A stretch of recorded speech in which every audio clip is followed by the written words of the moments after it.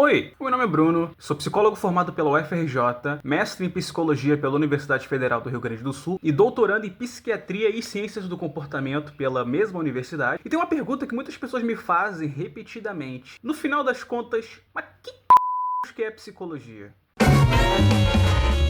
Ok, talvez as pessoas não me façam essa pergunta tanto assim, ou pelo menos não dessa forma, mas é uma questão que permeia bastante os círculos, né, da saúde mental, em especial nas graduações. Essa era uma pergunta que muitos professores colocavam, né? O que é psicologia para vocês? O que vocês entendem da psicologia? E é um campo de fato que é tanto muito diverso, com muitas possibilidades de aplicação, como também é muito novo. A psicologia no Brasil, por exemplo, ela surgiu a partir da década de 60, né? Então, embora o conceito de saúde mental a cada dia se torne mais compreensível e mais parte do nosso cotidiano, a ideia de uma profissão que trata disso, ela é relativamente nova. Então, o que é psicologia? A gente pode começar pela própria etimologia, pelo próprio estudo da palavra. Psi vem da palavra grega psyche, ou psique, que significa alma, que significa mente, né? Cada pessoa vai te dar uma versão diferente do real significado da palavra, mas ela é um sinônimo desse aglomerado. Já a segunda parte do nome, o logia, que é o mesmo de sociologia, antropologia, biologia e por aí vai, tem sua raiz na palavra logos, que significa conhecimento, saber, estudo, investigação e por aí vai. Então, com esse nome, já fica um pouco claro e um pouco mais entendível o que a psicologia busca ser quando ela surge. Um logos, ou seja, um campo de estudos, um campo de investigação da psique,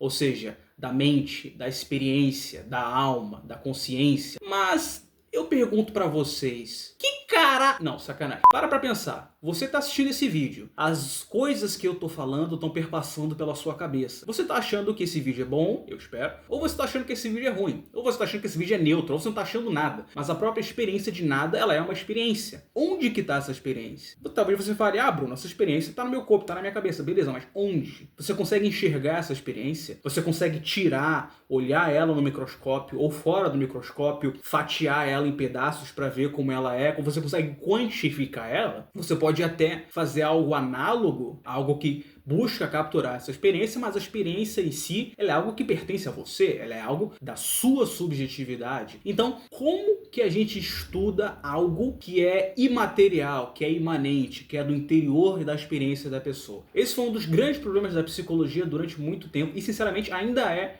para falar a verdade. E depois, muito depois, esse psique passou a denotar consciência. Ali com os estudos de um cara que você e sua mãe já devem ter ouvido falar, que é o Sigmund Freud. Ele é um cara muito importante para a psicologia porque ele deu início, de certa forma, a essa versão, a essa ideia da psicologia que a gente tem hoje. Um cara ali, às vezes de terno, às vezes não, com o seu cachimbo ou sem o seu cachimbo, sentado, escutando o outro falar e falar e falar e falar e falar. Para o Freud e para a psicanálise, né, ou seja, a análise da psique, a psicologia deveria estudar a consciência, mas mais explicitamente a relação entre a consciência e o inconsciente. Porque Freud acreditava que existiam coisas subjacentes ali no funcionamento da pessoa que ditavam como ela funcionava. Mas uma coisa muito interessante é que percebam, quando eu estou falando da sua percepção e do seu gostar em relação ao vídeo, o que importa na verdade é o que você vai fazer em relação a isso. É se você vai parar de assistir o vídeo, é se você vai ficar ali sentado no tédio, e da mesma forma, quando o Freud avaliava como o inconsciente fazia com que a pessoa se comportasse, as dores, as tristezas que surgiam, o que ele estava avaliando, na verdade, era como a pessoa agia em decorrência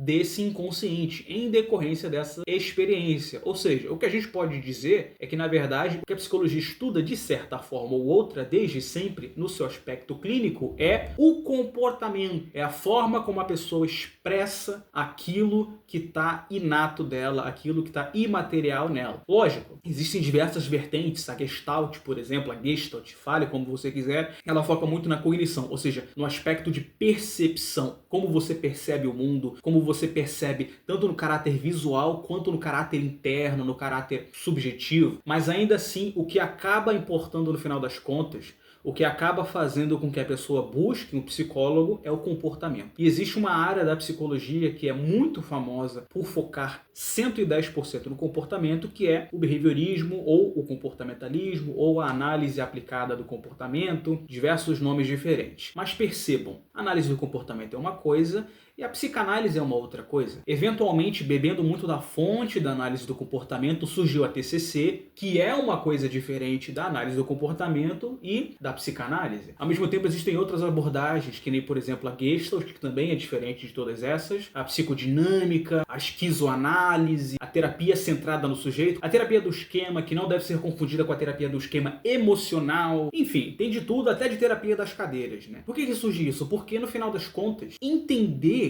o ser humano é muito complicado. E você então pegar uma parte tão intangente e tão imaterial do ser humano e você traduzir isso de uma forma que seja entendível e quantificável é muito difícil. Eu disse para vocês que psique a gente entende hoje em dia como comportamento, mas isso é uma convenção pessoal. Muitas pessoas, muitas abordagens específicas, elas ouvem comportamento e elas pensam, sei lá, em algo mecânico. Quando eu falo comportamento, eu falo sobre toda a gama de formas que o ser humano pode agir mediante a experiência emocional que ele está tendo. Algumas variáveis, algumas vertentes, algumas abordagens da psicologia focam mais no passado, outras focam mais no presente, outras focam mais no futuro, e cada um entende de uma forma diferente o que é essa psique e o que é esse comportamento. Cada um traduz essa experiência, esse subjetivo, esse imaterial à sua própria forma, com o seu próprio vocabulário e tá tudo bem. Assim, é um pouco problemático porque, como é que eu posso dizer, existe uma fama de que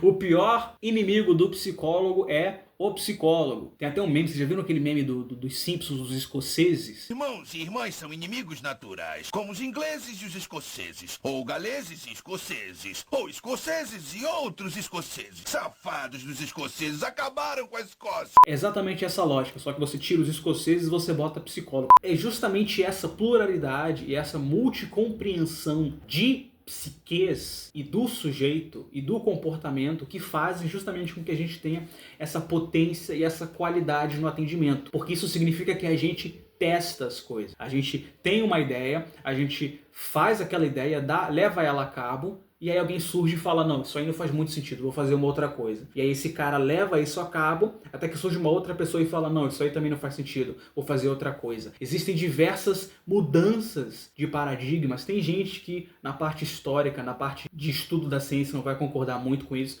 mas existem diversas mudanças de paradigmas dentro da psicologia, e isso é uma coisa que, apesar de talvez atrapalhar a nossa comunicação por conta de uma situação meio Torre de Babel, acaba fazendo com que a gente seja sempre buscando um avanço e uma melhoria e uma transformação, e isso tem o seu potencial benéfico. Se você gostou, deixe seu like. Se você não gostou, deixe seu dislike e me fala aqui nos comentários. Você já sabia de todas essas abordagens diferentes da psicologia? O que importa no final das contas é se isso trouxe resultado e se isso está te fazendo bem. Se você está se sentindo bem com uma psicanálise, com uma TCC, com uma análise do comportamento, com uma Gestalt, com uma histórico-cultural, com uma psicodinâmica, com uma esquizoanálise, show! Que a gente consiga resolver os seus problemas independentemente do vocabulário que a gente usa e da forma que a gente entende a causa desses comportamentos. Beleza?